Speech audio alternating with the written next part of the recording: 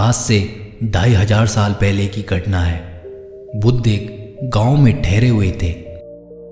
एक व्यक्ति उनके पास आया और बोला, बनते, तुम 30 साल से लोगों को शांति, सत्य और मोक्ष की बात समझा रहे हो, लेकिन कितने लोग हैं जिन्हें मोक्ष प्राप्त हो गया?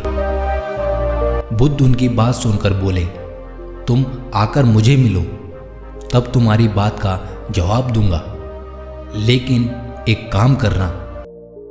क्या? उस व्यक्ति ने पूछा। बुद्ध ने कहा, सारे गांव का चक्कर लगाकर लोगों से लिखवा लाना कि कौन कौन शांति चाहते हैं, कौन सत्य और कौन मोक्ष। आपने यह अच्छा कहा बनते।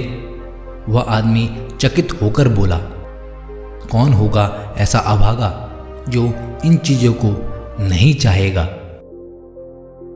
फिर बुद्ध ने कहा, तुम एक बार पता तो लगाओ कि कौन आदमी किस चीज की कामना करता है। उस व्यक्ति ने घंटों गांव में चक्कर लगाया, लेकिन एक भी आदमी ऐसा नहीं मिला जो शांति, सत्य और मोक्ष चाहता हो। किसी ने कहा, मुझे रोगों से छुटकारा चाहिए। किसी ने कहा, मुझे संतान चाहिए।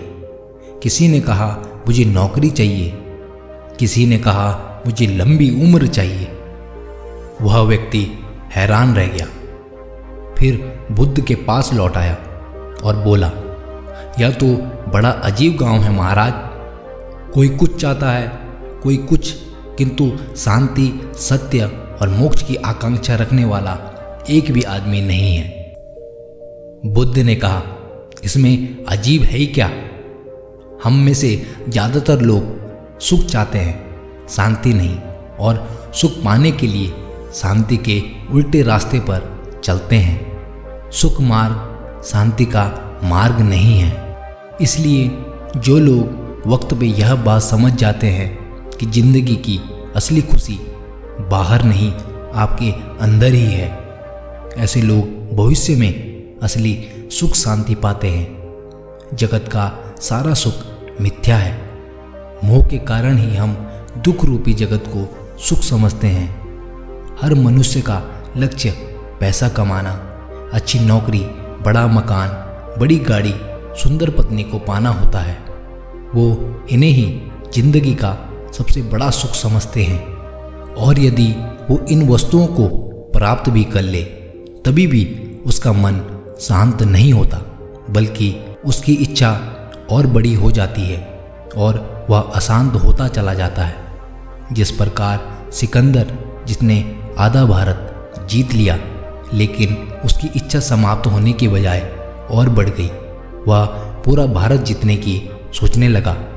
उसके मन में इतनी अशांति फैल गई कि वो परेशान होकर इधर उधर महलों में भटकता रहता। इस परेशानी को दूर करने के लिए वो अपने सैनिकों के साथ सैर पर निकला। उसे जाते देख गांव के सारे लोग अपना सर झुकाकर उसको नमस्कार करने लगे। इसी बीच राजा एक झोपड़ी के पास से गुजरा, जहां एक बाबा पेड़ की छांव में बैठ मन ही मन ध्यान कर रहे थे।